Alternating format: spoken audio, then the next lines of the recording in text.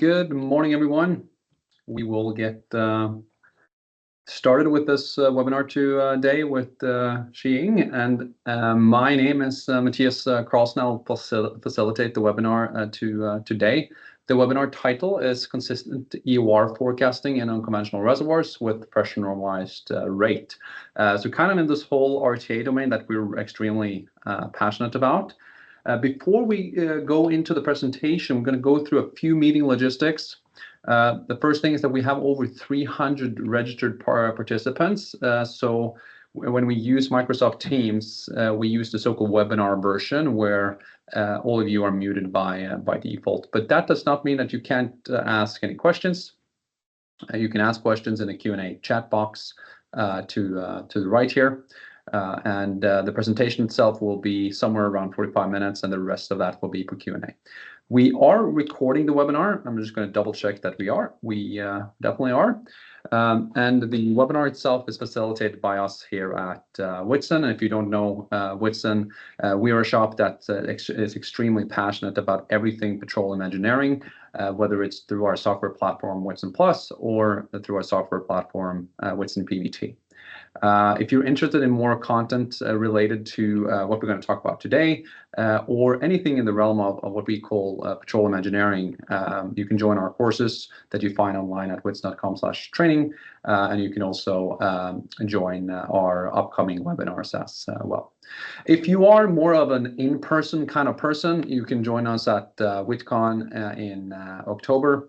We haven't opened the registration yet, but we always are open for early registrants. So that's a in-person event, full day here in Houston, where we talk about everything related to PVT, bottom hole pressures, RTA, flow material balance, numerical modeling, etc., etc. Maybe we could even get a version of this type of work presented there as well. So over to the presenter.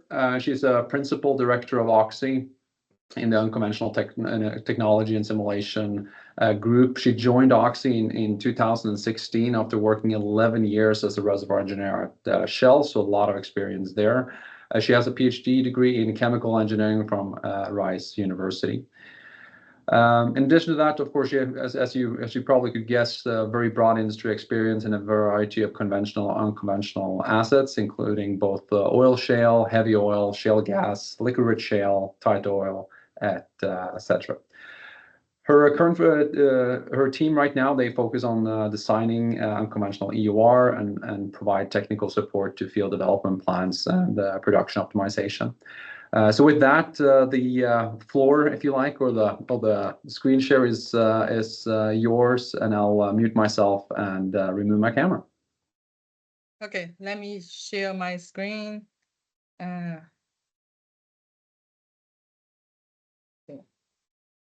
Okay.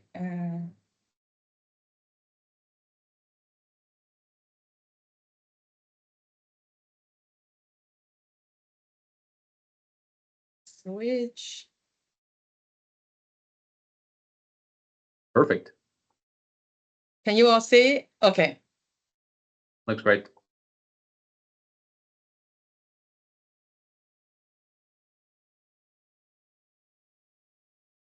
Okay, good. So look like my screen, it's a little bit weird. Okay, it's fine. Okay. I cannot see my own myself, but it's fine. So good morning, everyone. Thank you all for joining the talk. Also, I would like to thank Matthias Carlson for inviting me to speak at this webinar. I'm very pleased to share what my developed method with you all. We all know that in unconventional industry, we drill and complete and bring wells online to production very quickly. We also would like to know the well performance very quickly, right? So this is what I will discuss with you. Consistent EUR forecast in unconventional reservoirs with pressure normalized rate in early time. So before I go through the slides, let me give you some background first. So many years ago, I first developed a pressure normalized rate method for Haynesville shale gas that time. And we applied it to hundreds of wells to understand well performance with 3 months of production data. EUR values were quite consistent compared with DCA EUR based on which was based on like 1 year production data. So that was just a guess. It's easy, and then there's no mobile water. So in 2016, when I joined Oxy, Unconventional Organization, my co-author Xunhua Liu, which is shown here, and we worked together to adjust the method for Permian oil wells. Permian oil well, it's more complicated. It's multi-phase flow. It has a lot of water flow. We were not sure if it works, but good thing is that unconventional, we have a lot of wells, so we can test a lot of wells. So after we adjust the equation, the formula, and then it works with formula wells very well. So we developed in 2017, but we published an SPE paper on this method for Permian wells in 2023. And my talk today will be mainly from the 2023 SPE paper.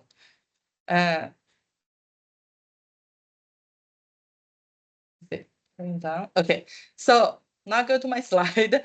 So motivation first, and then followed with the methodology. So I have some detail of methodology based on equation. And the methodology will mainly for using example for Permian wells. And then after that, we will have some method validation, and then application and summary.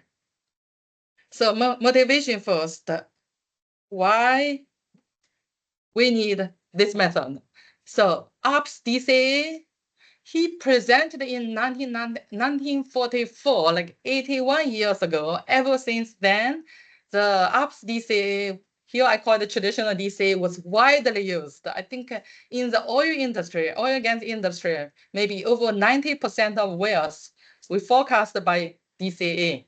So it was widely used when the industry just started to develop unconventional wells. DCA was also like used widely, like everyone was using DCA.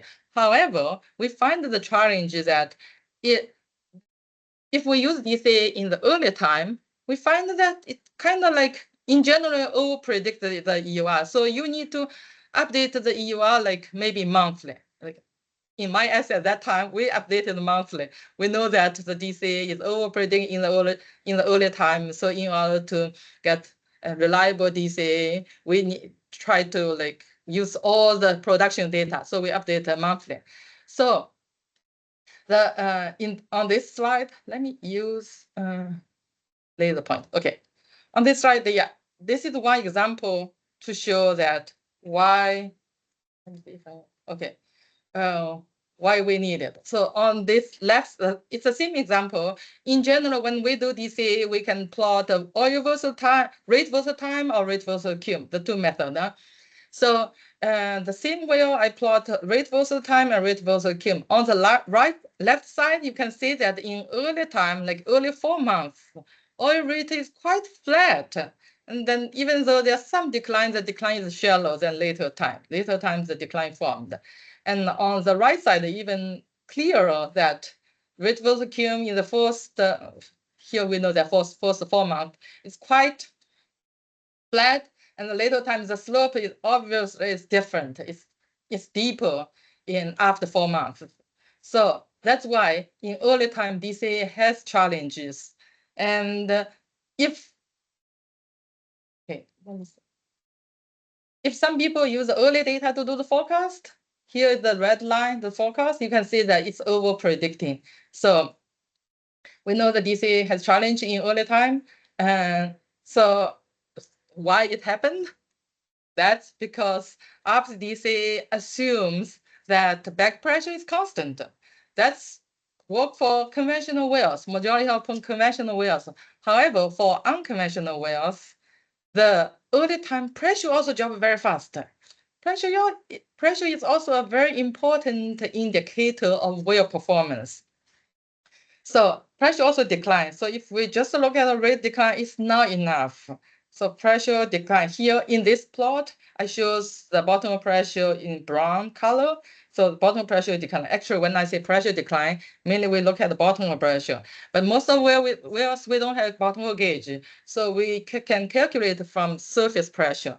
And the plot, the curve in cyan colored here is casing pressure. Casing has pressure. So the well in the first 3.5 months, we produce through casing, and after 3.5 months we install tubing. We can see that this is tubing pressure start, which is a dark blue color after 4.5 months.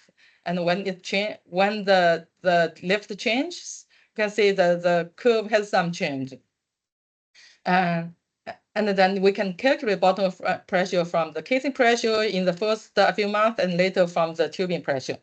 So if just the BHP varies, it might not be like due to this lift, might not be big problem. But except that, there's also other changes.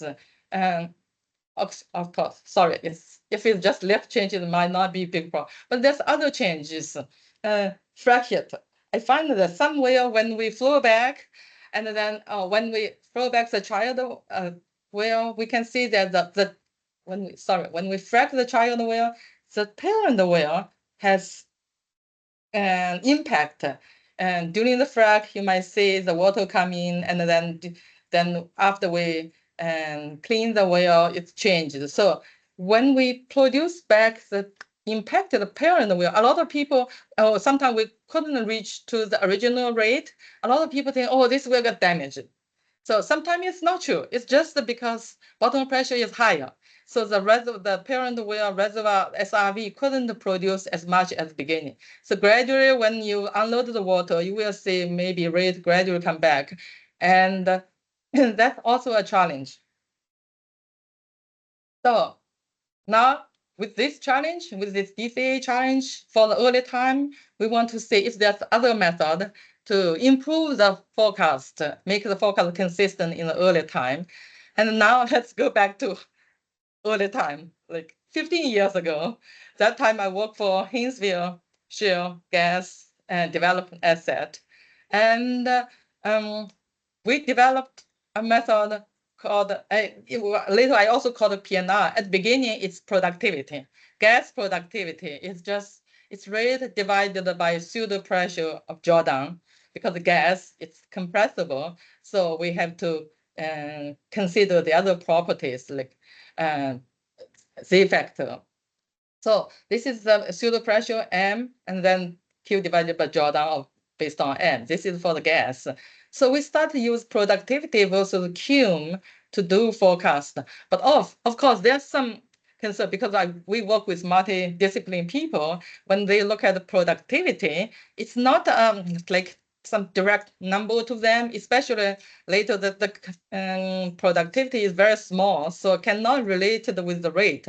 So later I normalized this productivity by constant pressure drawdown, which is initial pseudo pressure minus the bottom pressure at the abandonment, kind of minimum bottom pressure, the pseudo pressure. When I time this back, then the rate this term become rate unit again. So it's QN, later I call the PNR. So for this one, and I show you some example. This one, actually, I published this in 2012. And the plots are from the 2012 SPE paper. So the top plot shows the actual gas rate. We can see that in early time, the rate decline is not consistent. See, it's almost flat, and then it gets shallow decline, and later deeper decline. For this specific example, it forms consistent decline trend until the cum gas reaches the 3,000 mmCF, so 3 BCF. However, if I normalize the rate by pressure based on the PNR, the equation here, we can see that it forms consistent decline very early. Like here, it's around, I did look at the exact number, it's around 700 mmCF. It's corresponding to about 1.5 months of production. So this example shows that the PNR can speed up the well forecast, well EUR forecast much earlier than the actual and the traditional DCA. So we were very happy with this new methodology, and we applied this to hundreds of wells in Haynesville that time, and published paper in 2012. If you are interested, this is the paper number here, 159273. So now let's back to Permian, to oil well. So when I joined in Oxy, my co-author Xueying Xie said, "Oh, let's look at the Permian well, even though it's multi-phase flow instead of just gas flow in Haynesville and in." Okay, so actually, when I developed the one for Haynesville that time, RT was like in incubus. It's not popular. It's not like well developed. So we even don't have this kind of equation and well understood at that time. But by 2016, RT was very mature. So we have this equation related with drawdown and the reservoir and fluid properties and the fracture surface AC. So before 2010, yeah, the flow equation is similar, but the relationship with the fracture surface was not very clear. So based on this equation, we look at it. Oh, the flow rate it's depend on the drawdown. Now we don't need pseudo pressure anymore, the direct pressure, and then a lot of properties. And in 2016, that time, I think the property, I don't know very well. So just look at the pressure and the rate. So pressure rate, you can measure, right? Like even bottom pressure, you can calculate from surface pressure. We always have surface pressure. So do the similar as the 2010 version of gas one. And here we define the PNR as rate divided by drawdown, and also time back a constant drawdown to make this as the rate unit again. And here, of course, is oil well, so it's pressure drawdown directly instead of M. And on the right side, I have one example well in Permian. And the black dots are the actual oil rate. And we can see that, again, in the earlier time, it has relative flat rate or some shallow decline, and the later time it has consistent decline. And here the brown dots are the BHP. You can see BHP drop fast here. So this PNR combines the decline of black dots and the brown dots to form the PNR decline, which is the green curve. You can see that in this exact specific example, the decline starts from like very beginning. It's already quite consistent. Maybe there's some curve of slight variation, but the big trend is the same. And the beauty is that after some time, this PNR decline and the DCA decline, they converge. That should be because when our BHP becomes stable at minimum BHP, these two terms cancel out. So PNR is just the actual rate. So for long-term production wells, we don't need PNR. The DCA is good to go. So the PNR method is intense for only the early time forecast.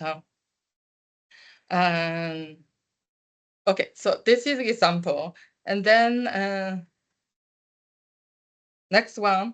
So the PNR normalized rate resolves the early time challenges. So yeah, to make it clear, because last slide had all this information. So now just the PNR, the pressure normalized rate versus Q. So make a clear plot.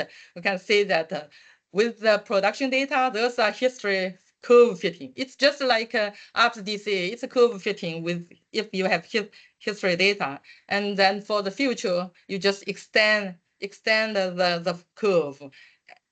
And then for the minimum decline rate for the end of curve, it has the same uncertainty as the traditional DCA. So there's no silver bullet here. So D mean can be assumed in the range to obtain EUR uncertainty. So usually we use the same D mean as the traditional DCA because later time it does converge with the DCA. So now let's look at the application. Let's test it in well to see how reliable it is. So this is one example to see different. I update in each month to see what's the change. So if I start with 3 months of production data for this well, so this is the forecast. This is auto fit. I didn't manually do it myself, just auto fitted based on the data. So 3 months I got one EUR, and then 4 months I got another one. So each month I divided by the 3 months EUR to see how does it change. If 3 months is reference, of course the ratio is 1, and with 4 months data looks the same.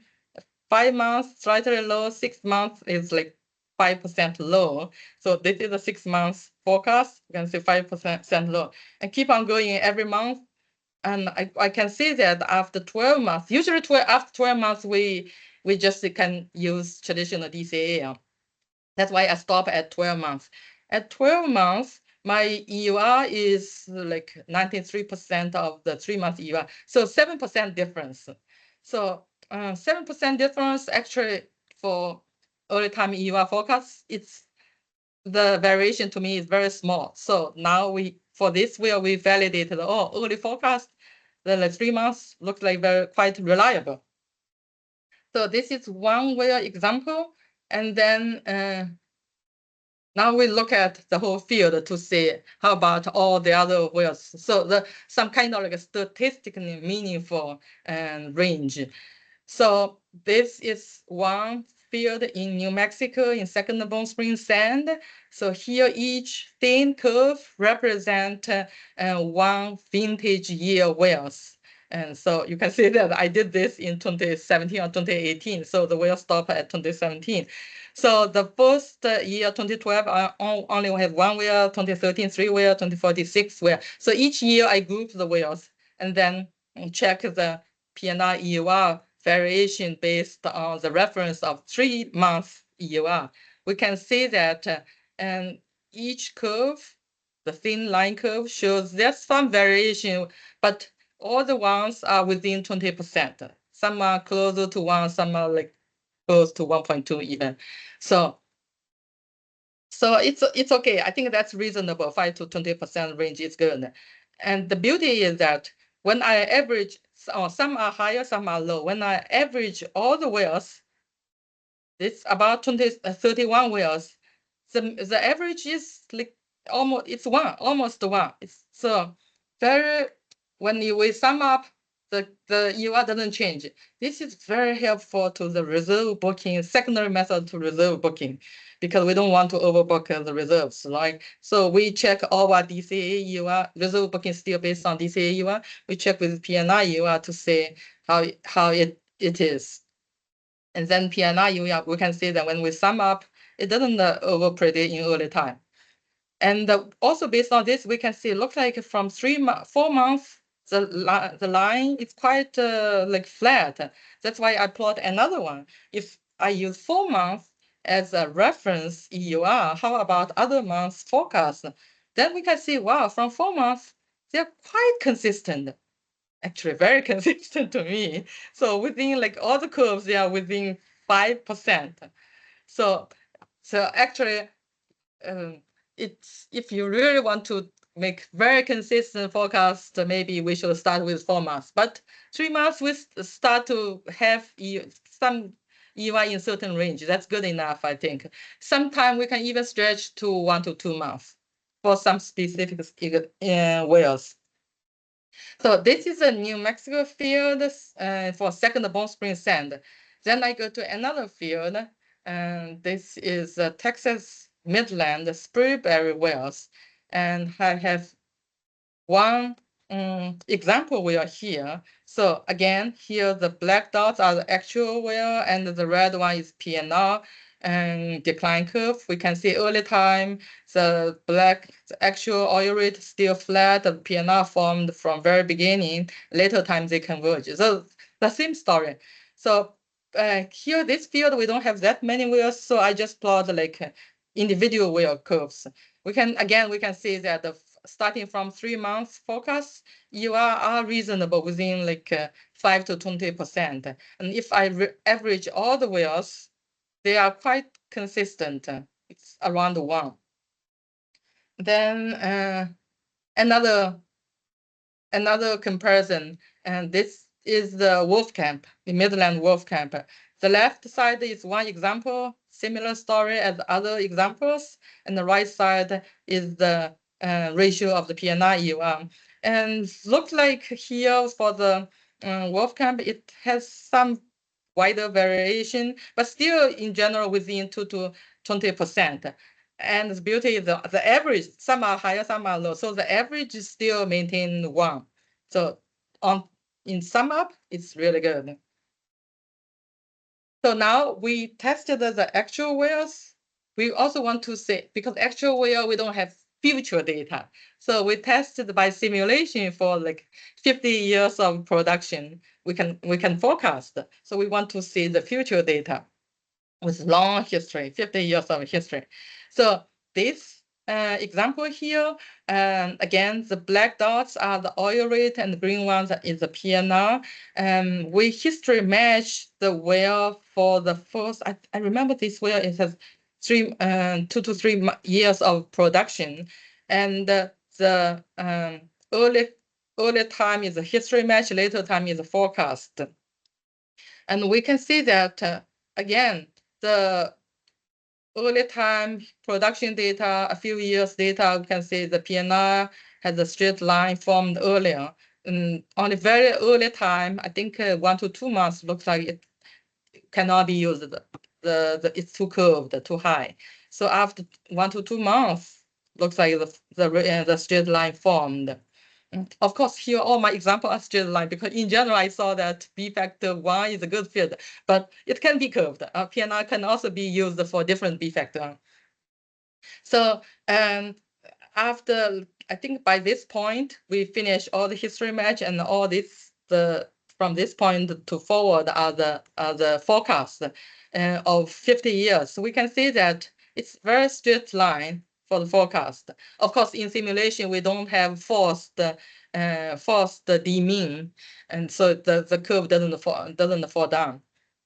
So again, we use simulation to validate the PNR for long-term decline trend. Now we can start to use it. So as I mentioned earlier, PNR DCA, I call it PNR DCA. Actually, it's also decline curve analysis. Just it's not actual rate, it's pressure normalized rate. So the purpose of that is for the earlier forecast, not for the long-term forecast. Long-term forecast, the ARPS DCA works very well. So for the early forecast, and the first example I show here is the performance comparison of different operations, because in 2017, we just started the aggressive flowback test, and the first application of this PNR was very useful that time, actually. So we flew back the black. Let's look at the left first. Left is the actual oil rate versus cum oil. The black curve is the fast flowback, aggressive flowback, and the brown one is slow flowback. It's not our normal operation at that time. So when we flew back the fast one, we saw, yeah, of course, we expect a higher rate at the beginning, but decline is faster. So a lot of people thought, oh, we might damage the well because decline is faster. So now the PNR come to use. So here the green one is the fast flowback, and the yellow one is the slow flowback. And we can see that when we combine rate and pressure into PNR, except the very early time for the slow flowback doesn't have trend at beginning. Even with PNR, it doesn't have trend. Look like this has some very aggressive, very like constrained choke maybe, and even PNR couldn't correct it. But anyway, this is very early time. I think this is the first month. So later, after 1 month, you can see the trend are exactly on top of each other when we do the PNR comparison. And these are the two wells next to each other. So the performance is exactly the same. So I was very excited to see this. I said, oh, our aggressive flowback doesn't impact the performance in long term and speed up the production. So, and this is our first judgment of the aggressive flowback. And later, after a few years, we have more well, and then we look at all other methods to confirm, because this is just one method. We usually like to consolidate everything to make conclusive results. So we look at the simulation, long-term forecast, EUR, RTA, everything consolidated, and then we did find that it doesn't have impact. So we published this paper in 2021 just for flowback. But when we analyzed the results that time, when we just have the production, this PNR method was the first method that can tell it has impact or not. So it's very useful for all the time. Huh? And then another example is for the performance prediction for irregular production.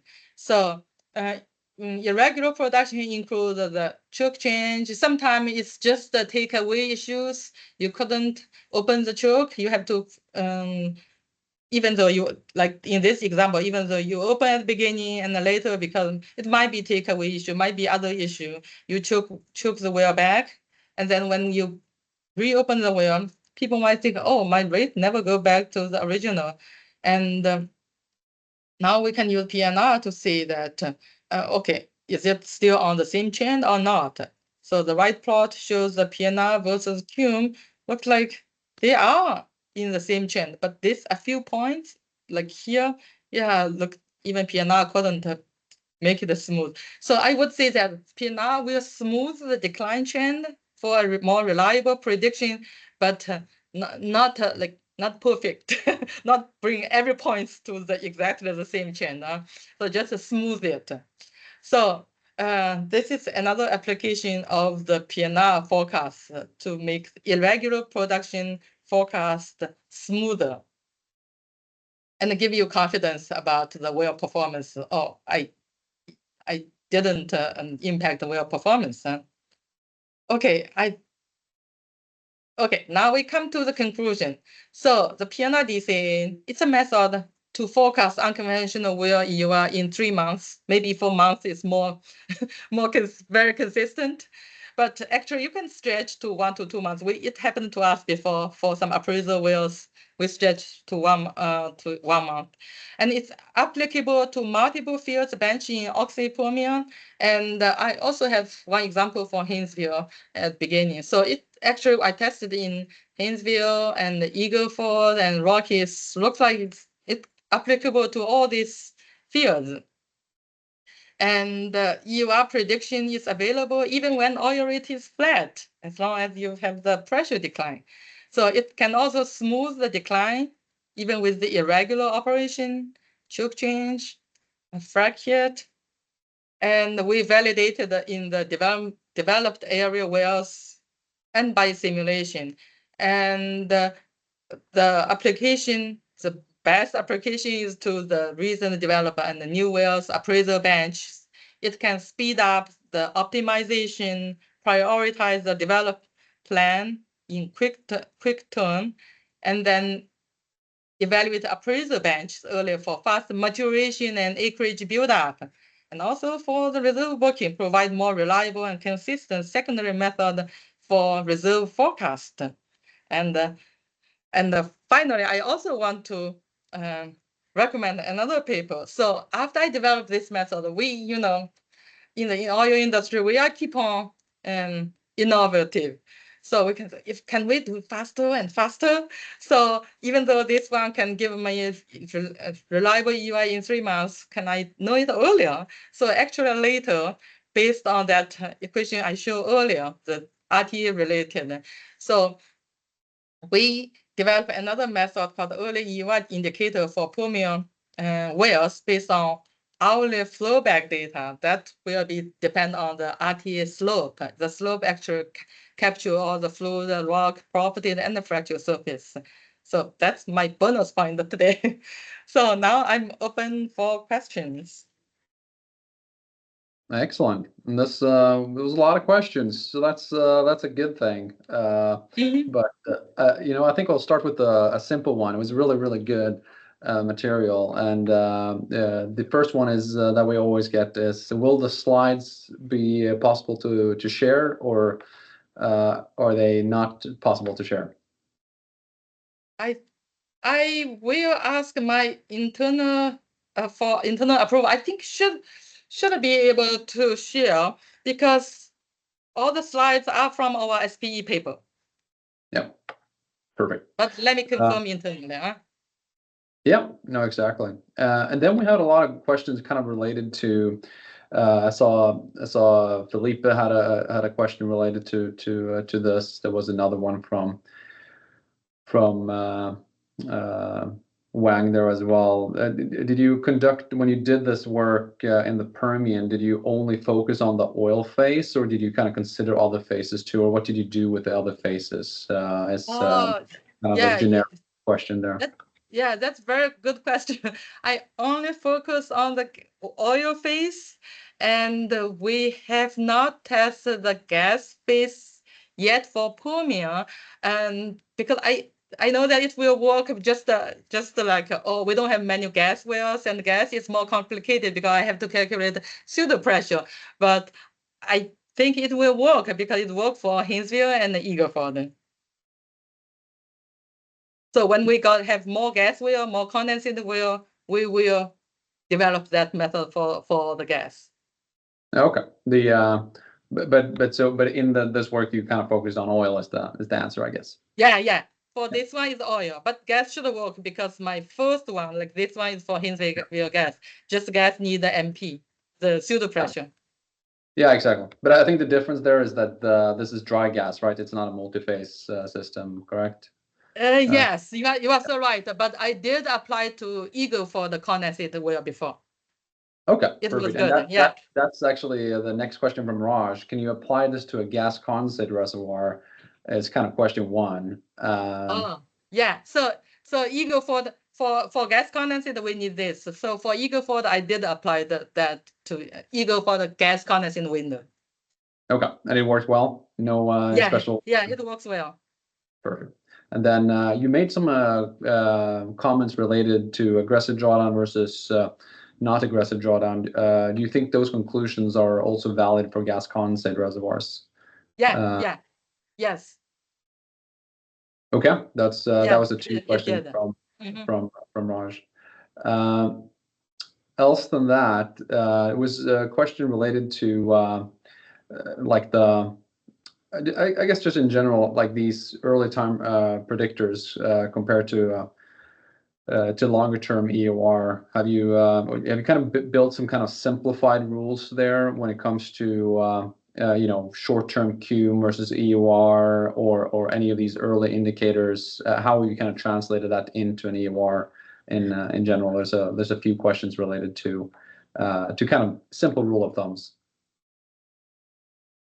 Oh, so let me go back to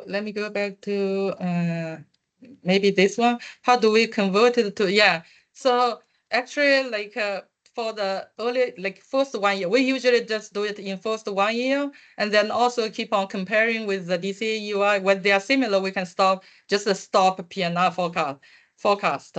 So this DCA for PNR forecast, usually we update maybe 1 quarter, half year, and the DCA you might need to update more frequent. And then when DCA are similar, we can just stop a PNR forecast. It's a kind of like a secondary method to DCA to ensure DCA forecasts are in the reasonable range. Sometimes when some engineers do DCA forecast, they always compare, oh, if I'm close to that PNR, if we're very far away, so I need to like relook at it. So in the first 1 year, it's kind of like secondary method to provide confidence to DCA forecast. And after 1 year, just DCA just take away. PNR is not needed. Okay. Very good. An important input here is, of course, the bottom hole pressure, and a few questions related to the bottom hole pressure. Is that calculated bottom hole pressure? Is it, if so, how is it calculated? Or is it downhole gauges, or is it a mix of both? Yeah, it's calculated bottom pressure because we don't install so many gauges for cost reduction. So bottom pressure is not very sensitive. Actually, for very early time, the PI, the initial reservoir pressure, is a little bit sensitive. So you can, maybe I can have this example, the simulation example. Actually, we can see early time the PNR is very high. Sometimes it's just because your bottom pressure calculation is it's getting close to the initial reservoir pressure, then make the rate very high.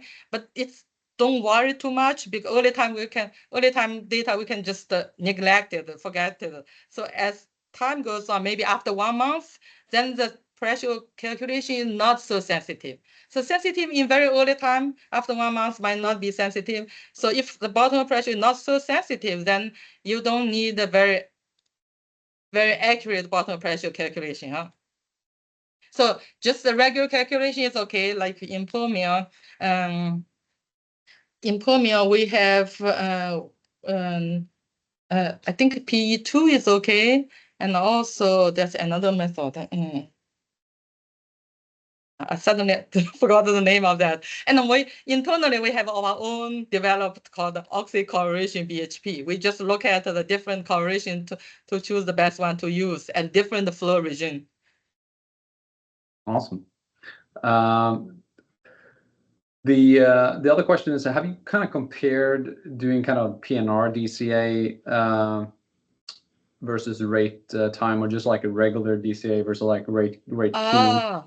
Very good question. So I have to say that PNR DCA cannot do rate versus time because the Q, so for the traditional DCA, the Q, you can cumulate by the rate versus time. And let's go back here. You can, rate times the Q, you can, rate times the time, you can get the Q, but PNR cannot. So PNR, because it's an artificial fact variable, so you can only like it's a curve fitting with the Q, not with the time. So if we want to come back, calculate back to rate versus time, I did it before because for reserve booking it's monthly rate, right?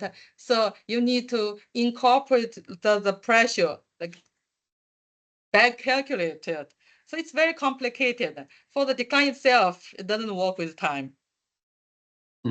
So you kind of use this method to get an EUR, but you still have to go into kind of regular space to get a rate versus time forecast that yields that EUR. Yes, exactly. If you really want to use this method to do monthly rate, like for reserve booking, there's one extra step you need to take. You need to back calculate from PNR to rate based on the pressure. So I did it 1 year in Haynesville because that time it's really difficult to use DCA to book some new good wells because that year we just have a lot of good wells.